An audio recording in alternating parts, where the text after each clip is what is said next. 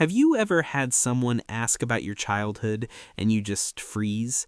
Like the answer isn't quite there. Not because it was terrible or because nothing happened, but because somewhere between the age of 7 and 17, you skipped about 15 chapters.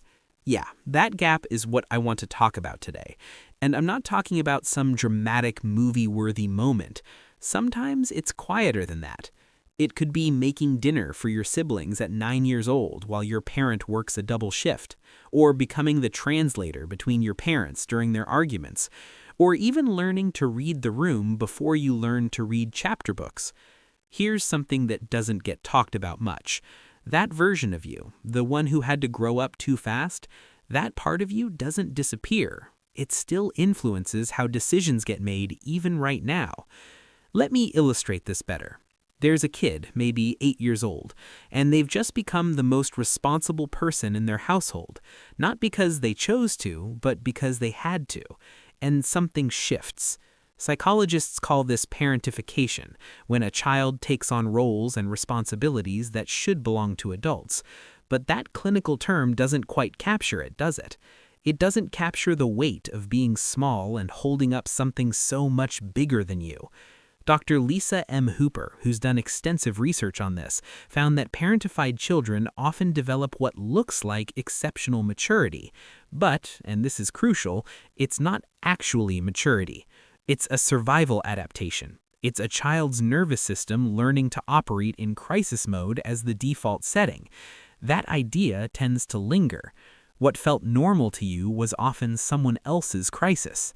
Now, many people who grow up this way notice they become very good at certain things. Reading people's emotions. You could sense your mom and dad's mood the second they walked through the door. Anticipating the needs of anyone before they voiced them. Problem solving became second nature because the alternative wasn't really an option. Where it starts to show up later is here.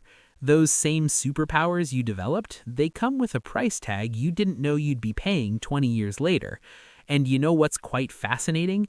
Children who grow up too fast often struggle the most with the simplest things, not the big life challenges as you might expect. Somehow they can handle those with their eyes closed. It's the small stuff. Asking for help, resting without feeling guilty, being silly, carefree. Those feel almost dangerous to them. Because when you learned early on that the world doesn't stop for you and that your needs come second and that stability depends on your ability to hold it together, you didn't just learn a lesson, you built an entire operating system around it, and that system is still running. Let me tell you what this looks like in adulthood. Often people like this become the ones others rely on in a crisis, the reliable one, the one who just handles things. You're attracted to people who need fixing. Now, I know that makes it sound like you have a savior complex, but it's actually because being needed feels like love. It's the only kind you learn to recognize. Relationships tend to get tricky. Intimacy feels exposing because being vulnerable, that was a luxury you couldn't afford back then.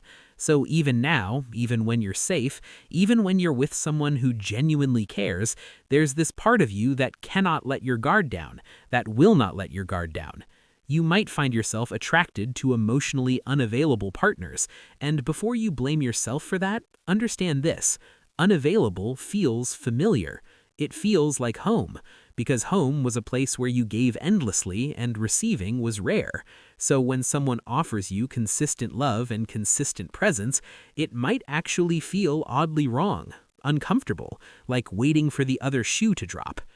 There's also this thing with control. And no, I'm not talking about being controlling in the toxic sense, though sometimes it can manifest that way too. I'm talking about that deep primal need to manage every variable in your environment, because unpredictability once meant danger, and chaos meant everything falling apart. So you plan, you overthink a lot, you run through 17 different scenarios before making the smallest decision. And people might call you type A, or anxious, or a perfectionist, but what they're really seeing is a child who learned that letting their guard down had consequences. The exhaustion is real, by the way. That bone-deep tiredness that sleep doesn't fix, that's not laziness nor weakness. That's what happens when your nervous system has been in overdrive since you were in elementary school. Your body never learned what true rest feels like because rest wasn't classed as safe. Rest, in fact, meant things might fall apart. Here's something that might hit hard. A lot of people who grew up too fast have this weird relationship with success. You achieve things, good things, impressive things, but it never quite feels like enough. There's always this voice saying more, better, faster, prove yourself, because your worth got tangled with your usefulness way back when. And the cruel reality, the world actually rewards this. Society loves people who grew up too fast.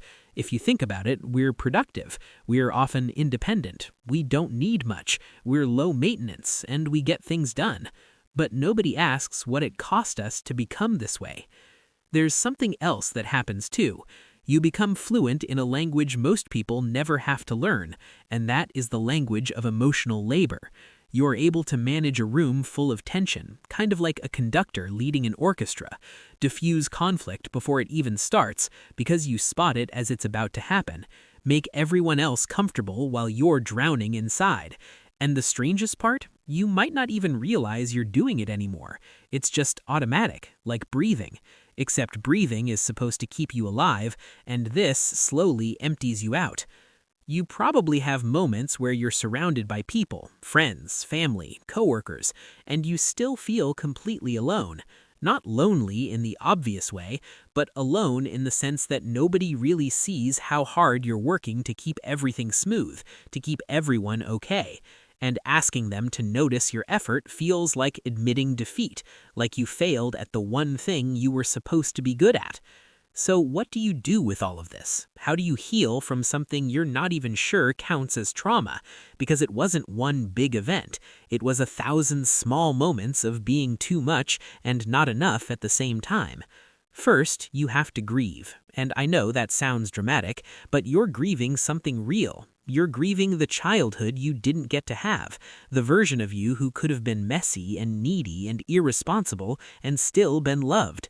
That kid deserved better, and saying that out loud doesn't make you ungrateful or bitter.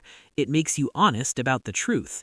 Secondly, you've got to learn, and this is the hard part, that being needed is not the same as being valued, that your worth isn't measured by what you produce or how well you can manage other people's emotions. You are not a human doing, you're a human being, and being is enough. You're allowed to rest, to not have all the answers for once. You're even allowed to be the one who falls apart sometimes, and to receive without earning it first. And maybe most importantly, you're allowed to be a beginner at being taken care of, because that's what you are.